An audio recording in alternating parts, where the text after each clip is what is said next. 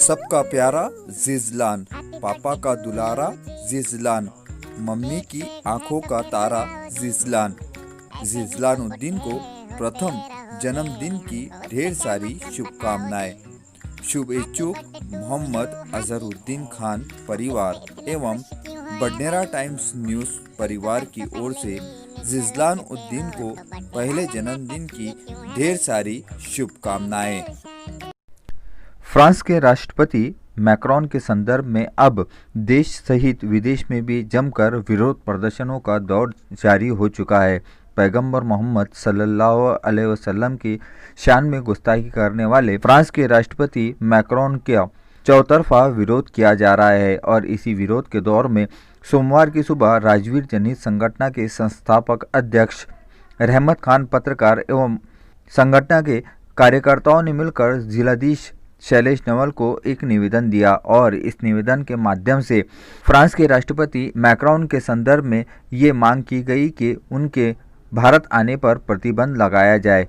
ये निवेदन देश के प्रधानमंत्री सहित विभिन्न विभागों को दिया गया था। इतना ही नहीं तो राजवीर जनहित संगठन के संस्थापक अध्यक्ष रहमत खान पत्रकार द्वारा ये भी बात कही गई कि मैक्रोन ने जिस तरीके से धर्मगुरु पैगंबर मोहम्मद सल्लल्लाहु अलैहि वसल्लम के शान में गुस्ताखी की है वो कतई बर्दाश्त नहीं की जाएंगी।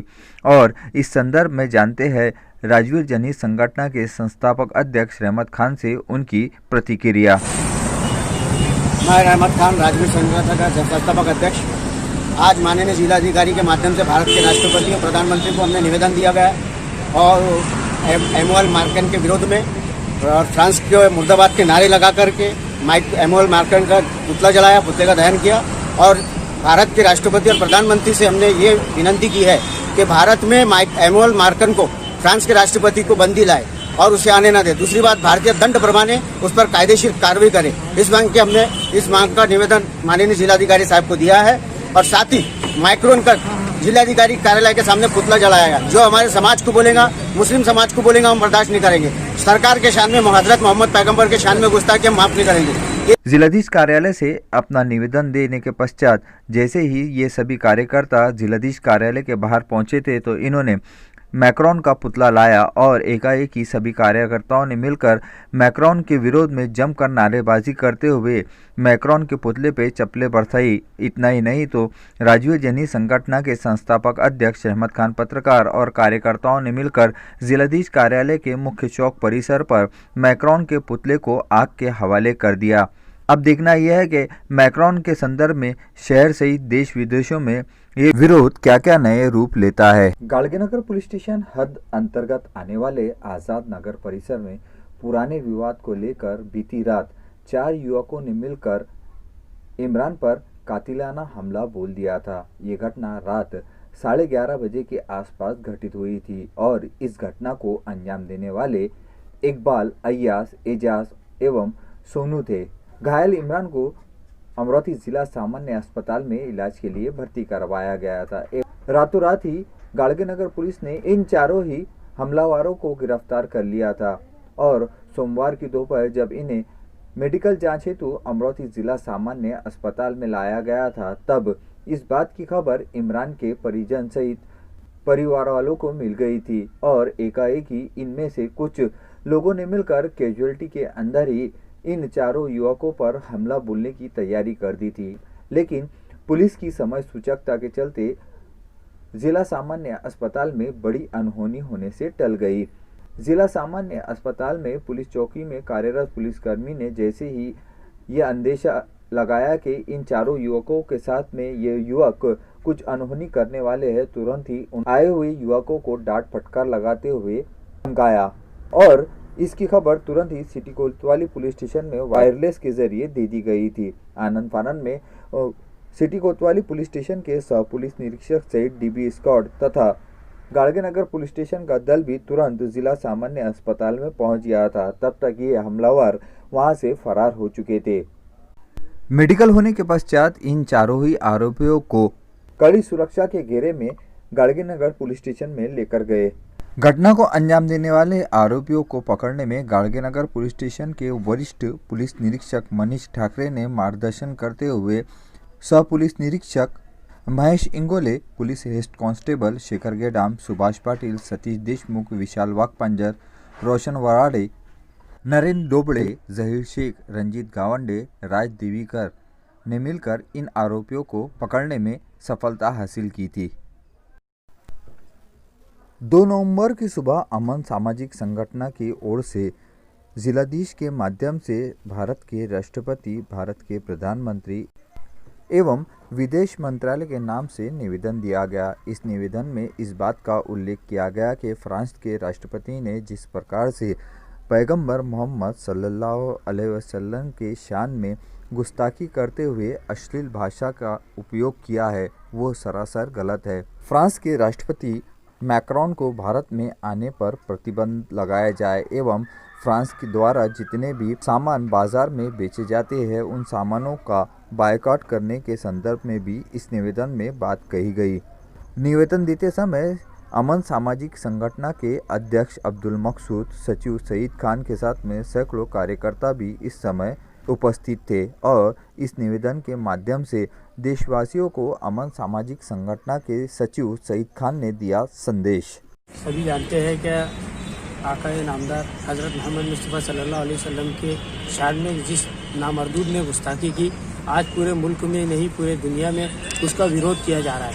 आज हम अमरावती के अंदर जो कलेक्टर है यहाँ के, उनके मार्फत राष्ट्रपति और दीगर विभागों के अंदर एक निवेदन के माध्यम से फ्रांस के राष्ट्रपति का विरोध कर रहे हैं और गुस्ताखे रसूल को सज़ा मिलनी चाहिए और उसके जो प्रोडक्ट है उसका बाइकाट होना चाहिए।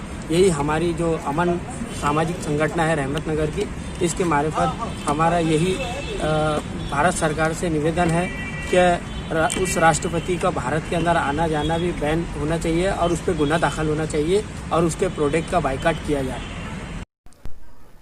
युवा सामाजिक कार्यकर्ता रोहित मोड़ और उनके समर्थकों ने मिलकर बीते 19 अक्टूबर, 21 अक्टूबर, 24 अक्टूबर को भी महानगर पालिका आयुक्त सहित जिला अधिकारी को भी निवेदन देकर इस बात से अवगत कराया था कि डॉक्टर अतुल यादगिरी अस्पताल में कोरोना संक्रमित मरीजों का इलाज चल रहा है।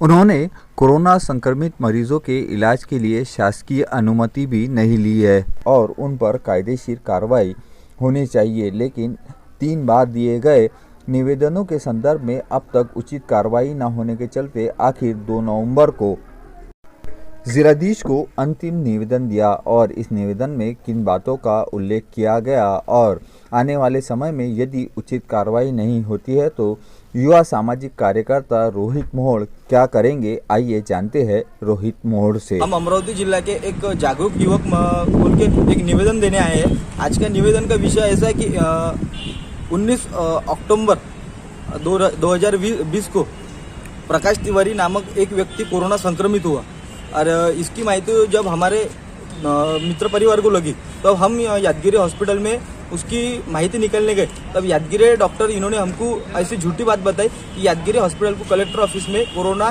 संक्रमित रुग्ण भर्ती करने की परवानगी दी गई है। इस बारे में जब हमने माहिती निकाली तो हमें कलेक्टर ऑफिस से ये पता चला कि यादगिरी डॉक्टर को इस बारे की कोरोना संक्रमित रुग्ण भर्ती करने की परवानगी नहीं है। और उसके बाद में हमने 31 अक्टूबर 2020 को माननीय उप जिलाधिकारी साहब व्यवहारे साहब इनको ये बारे में हमने निवेदन भी दिया कि यादगिरी डॉक्टर इन पे कड़क कार्रवाई की जाए। इसके बाद में भी हमने उनको 2 दिन का अल्टीमेटम देने के बाद में भी अभी तक की उन पे कोई भी कार्रवाई हुई नहीं। उसके बाद में हमने 25 तारीख को महानगर पालिका के कमिश्नर साहब को भी ये बारे में जानकारी दी। उसके बाद में भी इन पे कोई भी कार्रवाई नहीं हुई। महानगर पालिका के जो आरोग्य अधिकारी है विशाल काळे, इनको हमने टाइम टू टाइम फ़ोन पे जब बात करी तब उन्होंने हमको झूठी बातें बताकर उनको राइटिंग में हमने आंसर मंगाया ऐसे बताया।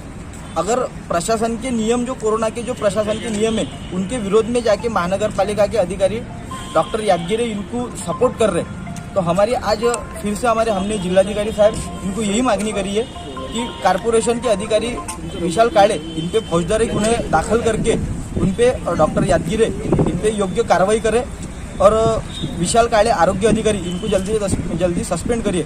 अगर ऐसा नहीं होता है तो 7 दिन के बाद में हम अमरावती जिला के सारे युवक मिलके कलेक्टर ऑफिस के सामने आमरण उपोषण को बैठेंगे। इसके लिए प्रशासन सर्वस्वी जवाबदार रहेगा। विवाह संघर्ष कृति समिति अमरावती की ओर से 2 नवंबर को अमरावती जिलाधीश कार्यालय के सामने एक दिवसीय धरना आंदोलन किया गया।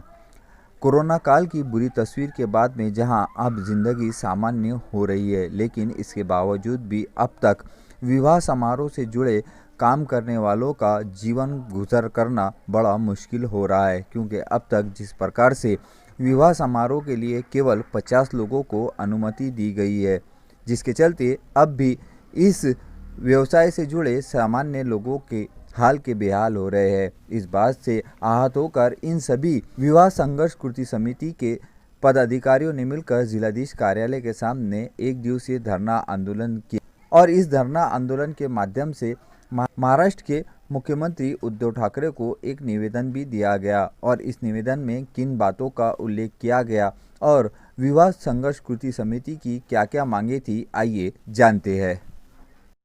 कारण विगत 8 माह से पूरा देश बंद था। उस वक्त सारा बंद, सारा तरफ लॉकडाउन था। विगत 2 महीने से धीरे धीरे कोरोना की महामारी जैसे जैसे कम हो रही है, शासन, केंद्र शासन, राज्य शासन सारी चीजें खोलते जा रही है। सारा शहर चालू हो गया, बस चालू हो गई, टैक्सी चालू हो गई, बार चालू हो गए, होटल चालू हो गए, रेलवे चालू हो गई, सारी चीजें चालू हो गई। लेकिन आज तक विवाह से संबंधित इसके लिए राज्य शासन ने 50 लोगों के ऊपर परवानगी दी नहीं है। जबकि विवाह संस्था के नाम से डेकोरेशन वाले, कैटरिंग वाले, लॉन वाले, बैंड वाले, जनरेटर वाले, घोड़ी वाले, लाइट वाले, डीजे वाले, सारे ऐसे अमरावती जिले में तकरीबन 1.25 लाख लोग जुड़े हैं। राज्य शासन को हमने 3-4 बार अभी तक निवेदन दिया है, मोटर बाइक रैली निकाली है, सब किए, लेकिन बेबस प्रजा और सोया हुआ राजा ऐसी कंडीशन है। इस कारण आज हमारे महाराष्ट्र एसोसिएशन की तरफ से पूरे महाराष्ट्र में आज के दिन सुबह 11 से 5 बजे तक हम धरना और आंदोलन कर रहे हैं। यह हर जिले में, हर तालुका लेवल पे हो रहा है। हमारी शासन से एक ही विनंती है कि कृपया, हमारा सीजनेबल धंधा है, हमारा, हम सब मुहूर्त पे काम करने वाले लोग हैं, तो इस व्यवसाय को बचाने के लिए, हमको भूखमरी से बचाने के लिए पूरे महाराष्ट्र में पिछले 2 महीने में 17 मंडप, कैटरिंग, ये विवाह संस्था से जुड़े लोगों ने आत्महत्या की है। तो ये सारा बचाने के लिए कम से कम 500 लोगों की अनुमति दे। हम सारा कोरोना से वायरस के बचाव में सारा सैनिटाइजर से लेके मास्क से लेके सब करने का हमने आश्वासन दिया है, फिर भी सरकार इस पर नहीं ध्यान नहीं दे रही है, इसलिए ये सब आंदोलन धरना हमें करना पड़ रहा है। यदि फिर भी मांगनियाँ पूरी नहीं हुई तो आगे क्या रहेंगे आपका? आगे या तो आत्महत्या करेंगे या तो आत्मदान करेंगे, आत्महत्या करेंगे, नहीं तो शासन या प्रशासन पे चिल्ला चप्टी करेंगे।